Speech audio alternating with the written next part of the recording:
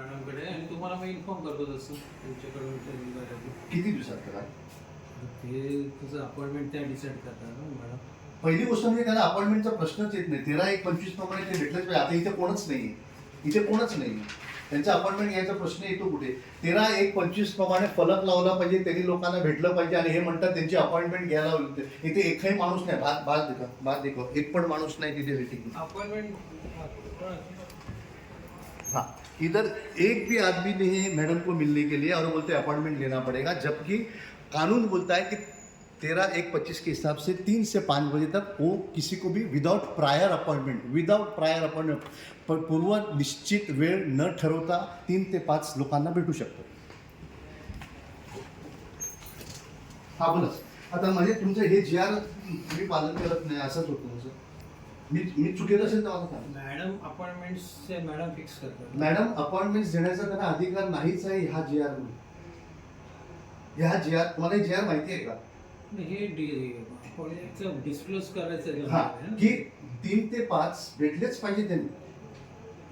ते अपॉइंटमेंटचा प्रश्नच येत नाही. अपॉइंटमेंट कधी अपॉइंटमेंटनी घेणं वेगळं आहे, पण हे विदाउट प्रायर अपॉइंटमेंट घ्यायचे हे आहे ना, ह्याच्यातच आहे ना. बघा ना, वाचू का मी? सर्व अधिकाऱ्यांना कार्यालयात येणाऱ्या अभियंत्यांना भेटीसाठी आठवड्यातील दैनंदिन म्हणजे एव्हरी डे वेळ राखून ठेवावी व तसे फलक कार्यालयामध्ये दर्शनी भागात लावण्यात यावे. दौऱ्यावर असल्यास अभियंत्याने भेट देण्याची अन्य अधिकाऱ्याची नेमणूक करावी. म्हणजे काय की विदाउट प्रायर अपॉइंटमेंट्स त्यांनी रोज 2 तास हे भेटलेच पाहिजे हे आहे. तर आता तुमचं काय म्हणणं?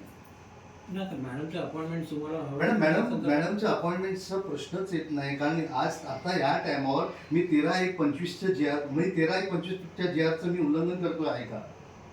मी काय चुकतोय का? मला स्पष्ट सांगा. मी चुकत असेल तर तुमची माफी मागून जातो. नाही तसं नाही की मला हे दाखवायचंय की मॅडम मुद्दाम भेटतात नाही. बघा तुम्ही आता मला सांगितलं असतं की मी तुम्हाला उद्याची देतो, परवाची देतो, ते डायरी बघितली असते आणि त्यांची डायरीची तुमच्याकडे असतेच की नाही. तुम्ही पीएम म्हणजे त्यांची अपॉइंटमेंट काय ते तुमच्याकडे आहेत, त्यांची डायरी ओपन करा. अपॉइंटमेंट जसं ठरवतात ना ते ठरवू शकत नाही. ते लवकर आहेत माझे, ते ठरवायचा प्रश्नच येत नाही. त्यांनी फक्त वेळ आहे की नाही बघायचं असतं. ते ठरवू शकत नाही ते कोणाला भेटणार. ते नोकर आहेत, ते आमच्या पैशाने पगार घेतात. ते त्यांना जर तसं असेल तर नोकरी सोडून जायला सांगा त्यांना. इथे कामाची गरज नाही आम्हाला IAS असे. आम्ही त्यांचे नोकर नाही आहेत, ते आमचे नोकर आहेत. तर ह्या GR प्रमाणे मी आता डायरेक्ट ऑफिसमध्ये घुसू शकतो, पण मी माझा संयम पाळतोय. आपण मला काय मदत करू शकता सांगा. आता मॅडम नाही आहेत. आता मॅडम नाही आहेत. ओके, मग त्यांची मुवमेंट रजिस्टर दाखवा, ते कुठे गेले. कारण ऑफिसमध्ये आल्यानंतर ते कुठे जातात ह्याची मुवमेंट रजिस्टर एंट्री झाली पाहिजे. तर माहिती आहे तुम्हाला? माहिती आहे की नाही? तुम्ही ऑफिसमध्ये आल्यानंतर आमच्याकडे सिस्टम नाही, कायदा आहे. तुम्ही काय करता ह्याच्याशी माझा संबंध नाही. कायद्यातली तरतूद दाखवतोय मी की तुम्ही ऑफिसमध्ये आल्यानंतर एकदा मस्टर सही केली, मग तुम्ही तिथे 8 तास किंवा जे काय तुमचे असतील तिथे थांबलं पाहिजे. आणि तुम्ही काही काम असेल आणि तुम्ही बाहेर जात असाल तर त्या मुवमेंट रजिस्टरमध्ये तुम्ही कुठे जातात, किती वाजता निघालात आणि किती वाजता येणार याची एंट्री पाहिजे. ती एंट्री ते रजिस्टर मेंटेन केलंय का?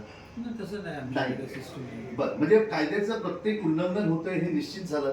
मुवमेंट रजिस्टर नाहीये, ते भेटत नाहीये, ते आहेत नाहीये, ते अपॉइंटमेंट देऊ शकत नाही. मग आता आम्ही काय केलं पाहिजे, लोकांनी काय केलं पाहिजे हे विचार करा. स्मार्ट मीटर्सला आलेल्या माणसाला चोरांकडे कसे वागतात तसं वागवा. कारण कायद्यात तशी कुठली प्रकारची तरतूद नाही आहे. म्हणून हे जनरल मॅनेजर मला घाबरून पळून जातात आणि ते मला कनिष्ठ लोकांशी भेटायला सांगतात. यापुढे भेटणार नाही. ते भेटतील, बरं कधी भेटतील ते तरी सांगा.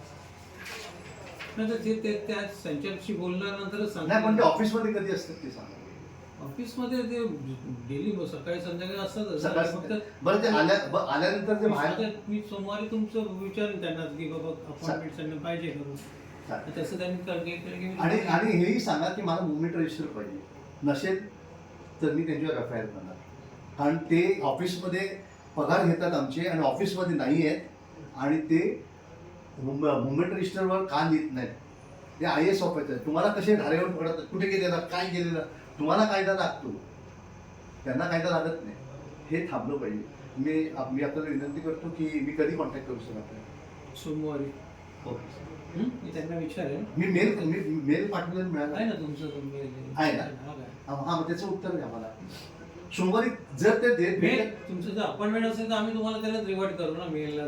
सर अपॉइंटमेंट असेल, मला मेहरबानी नको. ती मॅडम माझ्याशी मेहरबानी करत नाही अपॉइंटमेंट देऊन. ती माझी नोकर आहे. मी 50 वेळा सांगतो ती माझी नोकर आहे. माझ्या नोकरांनी ह्या टाइमवर इथे असलं पाहिजे.